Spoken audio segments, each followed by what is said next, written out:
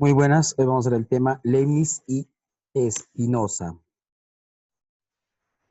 Gottfried Wilhelm Leibniz nació en Leipzig en 1646 y murió en 1716. En la Universidad de Leipzig se familiarizó con el pensamiento aristotélico, platónico y escolástico, así como con la filosofía de Descartes. A los 19 años se doctoró en Derecho, dedicando a partir de entonces gran parte de su actividad a la carrera política y diplomática. Durante su residencia en Francia conoció los trabajos matemáticos de Pascal. En 1676 inventó el cálculo infinitesimal.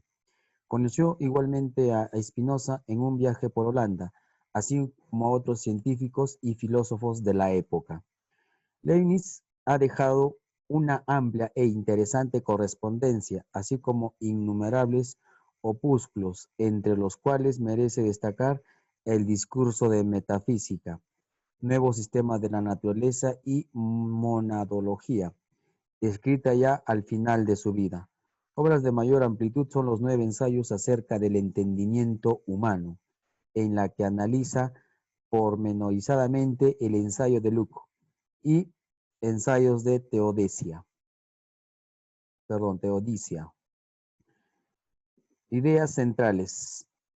Filosofía, Leibniz. Adquisiciones fundamentales de la filosofía antigua y medieval. Filosofía noni. Filosofía y ciencia moderna. Teoría de las monadas. Monada igual a unidad. Teoría de la armonía preestablecida por Dios. Teoría de que este es el mejor de los mundos posibles. Optimismo. Teoría del cálculo infinitesimal. Teoría de las dos verdades. Vamos a hablar entonces de las verdades que él ha planteado. De razón, son necesarias e innatas, principios de identidad, no contradicción y tercio excluido. Muy importante. Ya hablamos de la anterior vez sobre del innatismo. Son las ideas que fluyen del mismo ser, de la misma razón, ¿no es cierto? Entonces dice, por eso nos dice de la razón. Son necesarias e innatas. Por eso dice principio de identidad, no contradicción y tercio excluido. De hecho, estas son dos verdades, verdades de razón y verdades de hecho. Son contingentes. Se basa en el principio de razón suficiente, es decir, Dios. Hay una razón suficiente, no hay más en qué pensar, sino Dios es suficiente. Recuerden que estamos hablando de 1600, siglo XVIII, XVII, en esos siglos todavía donde aún todavía se hablaba sobre esos temas. Acá tenemos a Leibniz. Fue autor de la teoría de la armonía preestablecida creada por Dios para que el universo funcione en orden estricto. Concepto leibniziano de sustancia, la noción de monada. Monada, recuerden, monada hace referencia a la unidad. ¿No? Leibniz toma a Descartes la idea básica de sustancia, como una realidad que es autónoma e independiente de cualquier otra sustancia en su ser y en su comportamiento. Recordemos que Descartes nos hablaba de las sustancias. Una de ellas, por ejemplo, era de Dios, la otra era nosotros, el mismo ser, el mismo pensante, la misma razón, que, que, que no se podía dudar de eso, ¿no? De esa sustancia. Por eso dice la sustancia del ser. Y en su comportamiento. Leibniz, sin embargo, critica y rechaza dos puntos fundamentales del cartesianismo. La concepción cartesiana de la extensión como esencia de la sustancia material. Esta extensión. Recuerden, había una extensión de la sustancia del ser, tenía una extensión que era lo que estaba fuera del mismo ser. Extensión como sustancia material y el mecanismo como explicación del movimiento. Obviamente, entre ambos aspectos de la doctrina cartesiana existe una estrecha vinculación lógica. Cuando se habla de doctrina cartesiana, se dice también de Descartes. Es lo mismo significa, ¿ya? Descartes o cartesiano, ¿ya? Sigamos entonces. Al llegar a la existencia, perdón, y negar la existencia sea la esencia de la realidad corpórea, Leibniz, recuerda, está diciendo, él está negando, ojo, está negando, negar la existencia sea la esencia de la realidad corpórea, o sea, la existencia. Recuerda que Descartes hablaba de existencia, la existencia, hablaba que es lo que estaba afuera, en lo exterior, pero Leibniz dice, no, dice, al negar la existencia sea la esencia de la realidad corpórea, Leibniz llega a la conclusión de que existe una infinidad de sustancias simples, inextensas, las que denomina monada, o sea, una unidad. Al negar el mecanismo, Leibniz afirma que estas sustancias son activas. Los distintos procesos y determinaciones que afectan a una monada tienen su origen en la actividad de esta. Son internas a ellas y no al resultado del influjo exterior. Por eso, de ahí las innatas son, la razón, son necesarias e innatas, son propias del ser. Influye donde me quedé. Son internas a ella y no el resultado de influjo externo alguno. Las monadas no actúan las unas sobre las otras. Ahora bien, a pesar de que las sustancias o las monadas no ejercen influjo recíproco alguno, el universo manifiesta un orden como totalidad. Miren, otra vez. Ahora bien, dice, a pesar de que las sustancias o monadas no ejercen flujo recíproco alguno, eso quiere decir, no están en unidas, como les podría decir, no están actuando unas con otras, eso son monadas, una está separada de otras, no actúan una sobre la otra, no actúan, no tienen ese influjo recíproco. Entonces, el universo manifiesta un orden como totalidad. Y es cierto que unas están separadas de otras, esto hace que también sea todo el universo tenga una totalidad, sea un total. Entonces, ¿cómo es posible este orden si cada monada actúa por sí, o sea, sola, actúa por sí sola, desde sí desconectada realmente de los demás? Ya está, desconectada. ¿Cómo puede ser entonces? ¿Cómo puede ser posible ese orden? La respuesta de Leibniz a esta pregunta se halla en su teoría de la armonía establecida. Dios, al crear las monadas, las ordenó de tal modo que, aun sin existir influencias mutuas entre ellas, el resultado de la actividad de todas ellas es el orden armónico de la totalidad. A ver, imaginémonos. Ustedes están en su clase. O imaginemos no están en la clase. Yo estoy en mi cuarto, ustedes están, no sé, pues, a ver, supongamos, están en sus casas. Estamos ahí aislados, ¿no es cierto? Dice él, según él dice, respuesta a ese aislamiento y cada uno actúa por sí sola, es, dice, es la pregunta se halla en la teoría de la armonía establecida. ¿Y quién la hace? Dios. Dice, él ha creado esas monadas, esa unidad, o sea, ustedes, yo, cada uno tenemos esa unidad, somos una unidad. Pero esa unidad tiene un orden. ¿Y quién las ordenó? Las ordenó Dios. Las ordenó de tal modo que, aún sin existir influencias mutuas entre ellas, no hay una influencia o una supuesta. Estamos hablando de ese tiempo, chicos, estamos hablando de ese tiempo. que la planteaba. Pues, no hay esa influencia entre uno y el otro. Entonces, el resultado de la actividad de todas ellas es el orden armónico de la totalidad. Es decir, estamos aisladas, está aislada, estamos aislados en todo caso, y justamente esa forma de estar aislados tiene un orden, es total, y justamente alguien ha tenido que ordenar, justamente es Dios. Es una armonía preestablecida que hace que todas hagan una actividad por sí solas.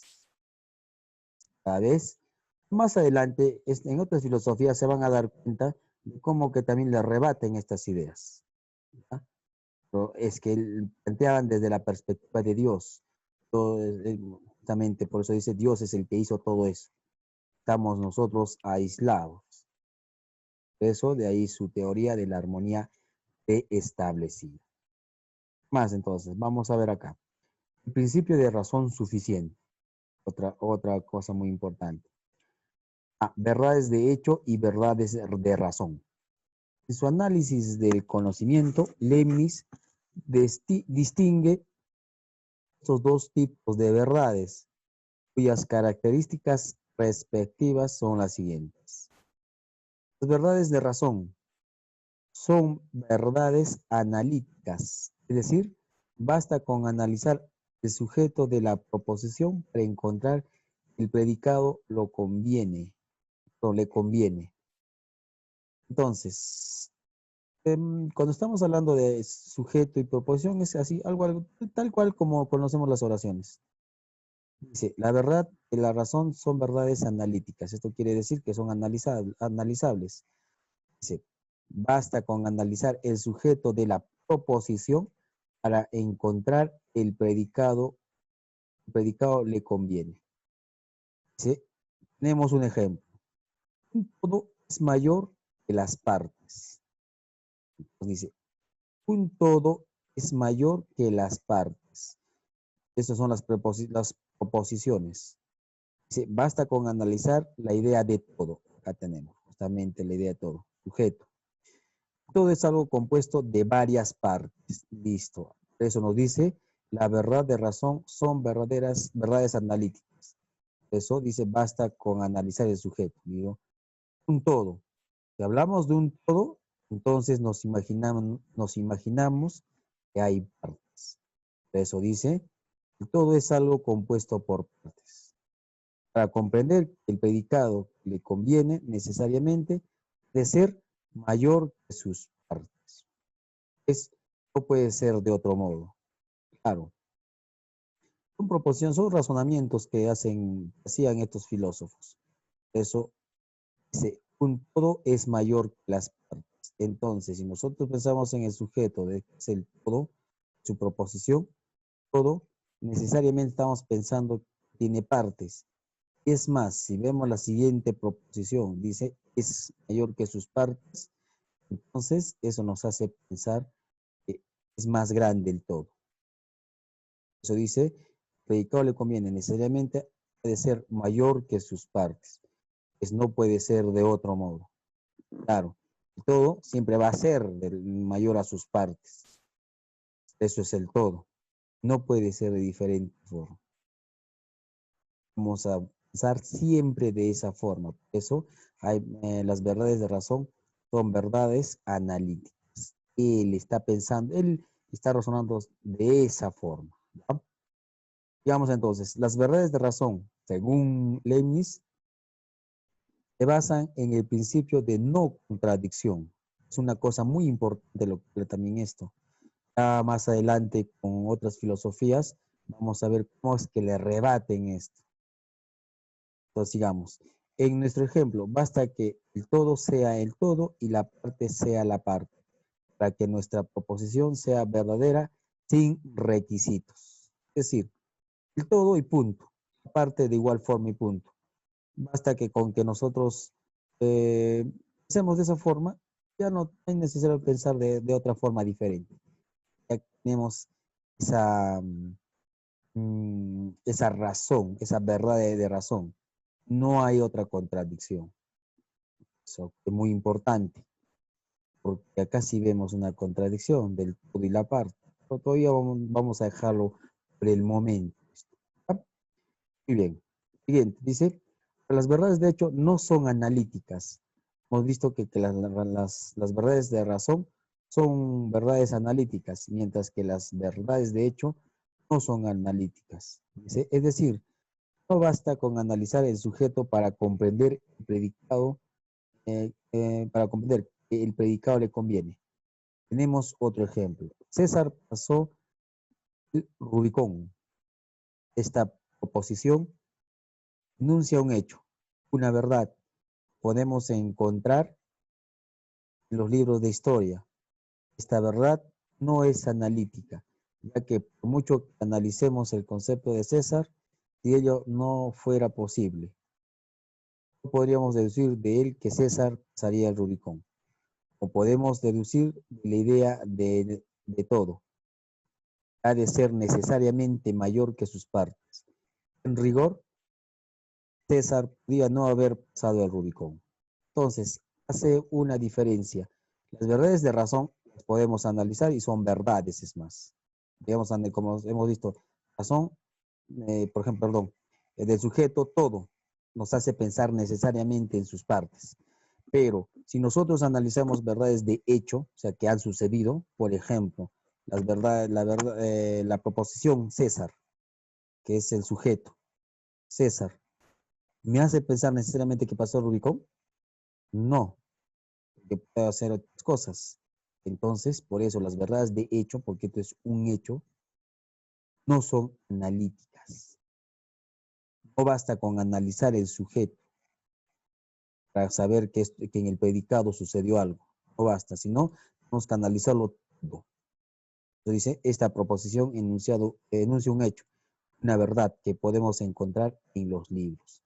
Mientras acá necesariamente lo podemos encontrar en los libros. Nosotros la expresamos y ya sabemos lo que va a suceder, en qué se está caracterizando. El todo, entonces, tiene sus partes. César no necesariamente pasó Rubicón. Entonces, por eso dice, esas verdades de hecho no son analíticas. Las verdades de razón son verdades analíticas. Hay que tener presente esto. Recuerden que en esos tiempos se analizaban de esa forma las oraciones, algunos hechos, eso es que tenían problemas y esto sucedía por la creencia en Dios, en algo espiritual, en algo sobrenatural. Por eso de ahí habían algunos problemas de análisis. Ya veremos más adelante cómo es que evoluciona la filosofía, el pensamiento del humano.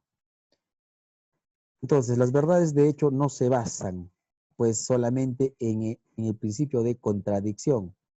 César seguiría siendo César. Pasar el Rubicón, aun cuando no hubiera pasado el caso de las verdades de razón es distinto. Como hemos visto, si el todo no fuera mayor que las partes, el todo no sería el todo y las partes no serían las partes. Claro, si nosotros no conoceríamos que el todo es mayor que las partes, entonces no sería todo, pues. Igual que las partes no tendrían que corresponder tampoco al todo. Como sabemos que el todo es mayor que las partes, entonces es verdad esta razón, esta verdad de razón. Acá también hace referencia a verdad de razón, a que utilizamos la razón, pensamos. En cambio, la razón de hecho es diferente. Podemos razonar, pero si razonamos no nos dice nada, por ejemplo, César. Tendríamos que leer más. Y eso por eso dice que se encuentran los libros de historia. Bien, para fundamentar las verdades de hecho es necesario, por tanto, otro principio, además el de contradicción, es el de que Leibniz denomina la razón suficiente. Este principio establece que todo lo que existe o sucede tiene una razón para existir o suceder. En caso contrario, no existiera ni sucedería. Aplicando nuestro ejemplo, el principio existe, que hay hubo alguna razón suficiente para que César pasara el Rubicón. Si no, no lo habría hecho. Todo es inteligible, todo puede históricamente deducirse a partir de una razón suficiente. El ideal deductivo del racionalismo está presente en Leibniz y bastará en conocer la razón suficiente que determine a César para, a partir de ella, conocer que pasaría el Rubicón. Entonces, lo que está sucediendo, lo que hemos dicho hace rato, tiene que haber, tiene que estar determinado con algo. Algo ha tenido que suceder para que haya esa razón suficiente. Obviamente que solamente es un ejemplo. Puede ser, no sé, pongamos, digo, ¿no? La Revolución Rusa o la Revolución Francesa. Para que haya esa revolución ha tenido que haber una razón suficiente, algo que haya determinado que suceda eso. Por eso dice, Dios hace que determine. Ahí vienen las monadas, ayuda. Entonces, esto sucedió ahí por algo, que ya había una armonía establecida. Esa es una de las razones suficientes.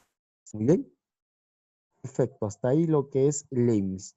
Entiendo que es un poquito no tedioso, un poco difícil de entender, pero y como les dije, traten de buscar más información de lo que les explican, es lo que está acá también, ¿no? Aparte que pueden leer de acá. Además que en YouTube encuentran también esto un poco más explicado. ¿Qué más? Saben que como no sé qué dudas tengo, yo puedo estar explicando y no entiendo tal vez qué me han explicado y por gusto yo estaría explicando. No, yo como no sé, eso tenemos ahí mientras. Muy bien. Veamos entonces. Nos dice acá una advertencia de una universitaria. No olvides que Leibniz distinguió entre verdad, razón y verdad de hecho. Eso ya lo hemos visto, ¿no? Vamos a ver a Baruch Spinoza. Un poquito más entendible él. Habla algo muy diferente, habla de lo que habla Leibniz. Desciende de judíos españoles emigrados. Nació en Ámsterdam, Holanda, 1632. Su formación intelectual procede de dos fuentes. De un lado, la filosofía y la religión judía tradicional, y por otro, la filosofía de Descartes. Excomulgado, expulsado de la sinagoga en 1656, se trasladó a La Haya, donde vivió modestamente de su trabajo como pulidor de vidrios. Murió en 1677, a los 44 años. Escribió un tratado, el cual no terminó, acerca del método nominado Reforma del Entendimiento y un tratado teológico político, ambos juntamente con la ética, mostrada según el orden geométrico. Ética Ur Geometric Mostrata. Dichas obras constituyen lo más importante de su producción filosófica. La noción de sustancia.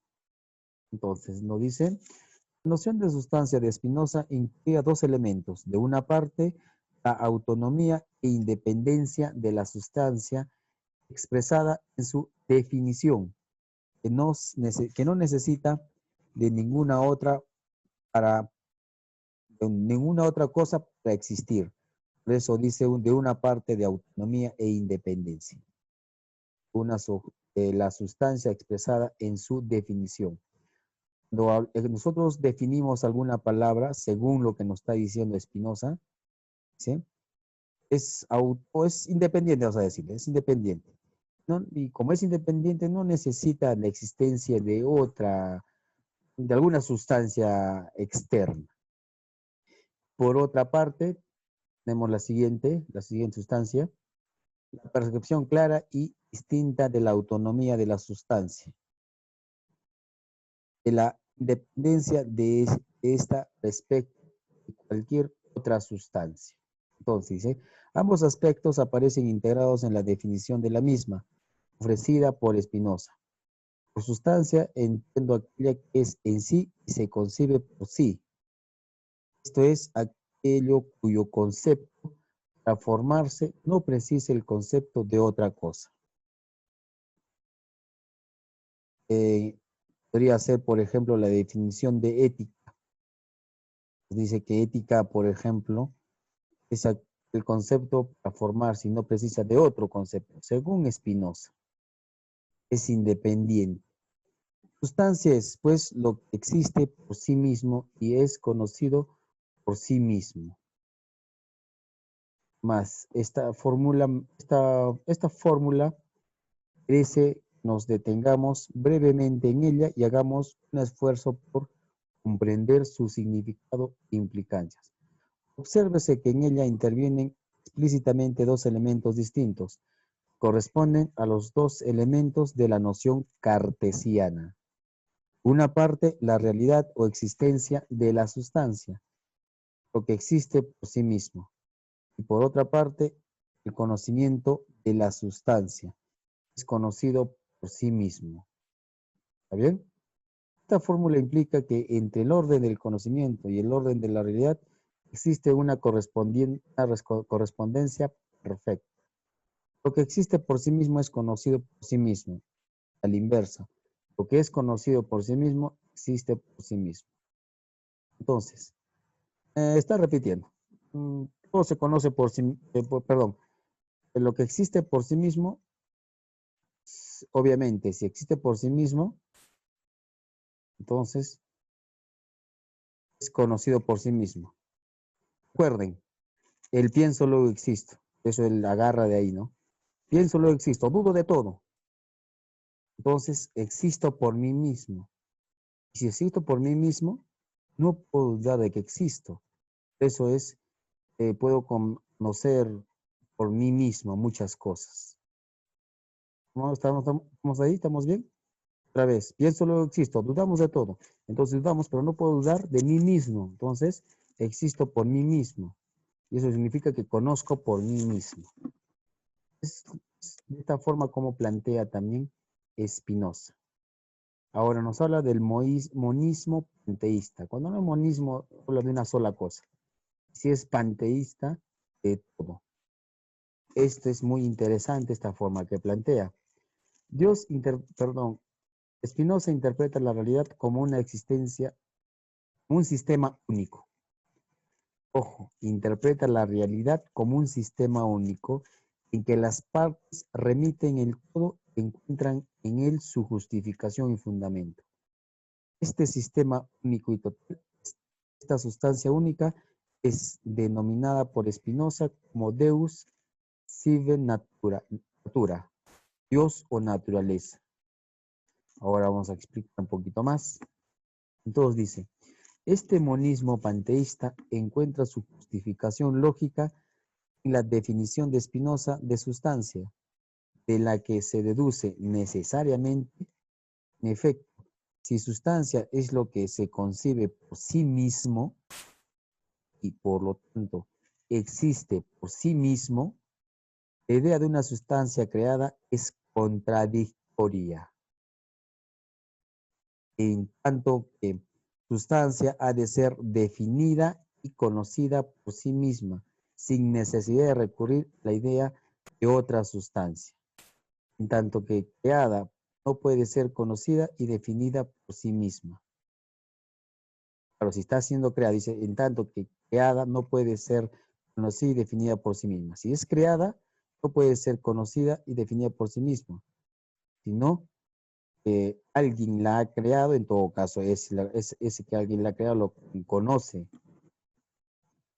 Por eso no puede ser definida por sí misma, sino el creador la está definiendo. Por eso dice, sino que su definición incluye necesariamente la idea de Dios, justamente. Justamente lo que les iba a decir. Pero, ¿qué más dice? Pero, ¿cómo definir una sustancia creada, sino como una sustancia producida por Dios? No hay, es sustancia creada. No hay pluralidad de sustancia. Existe una sustancia única, por eso dice monismo. Una sustancia única, infinita, que se identifica con con totalidad de lo real. Las partes no son autosuficientes, solamente lo es el todo. Muy importante también esta forma. Él, él va de una forma del inductivo al deductivo. Por eso dice, las partes no son suficientes, solamente lo es el todo. O sea, lo que el todo hace por eso el monismo panteísta, el todo hace que se crean todas las sustancias.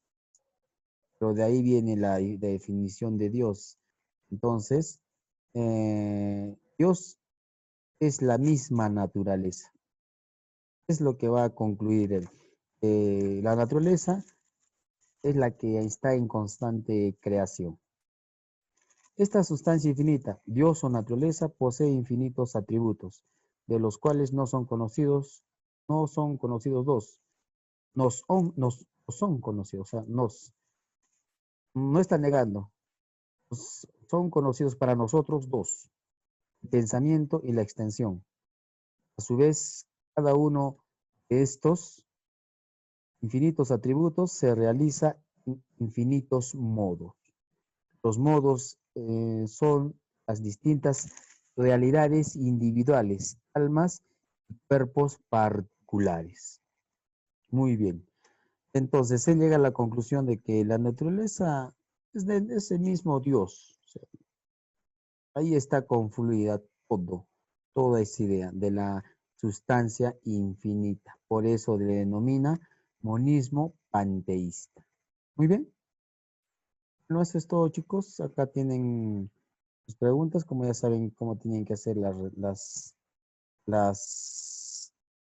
el formulario. Bien, chau, chau, cuídense.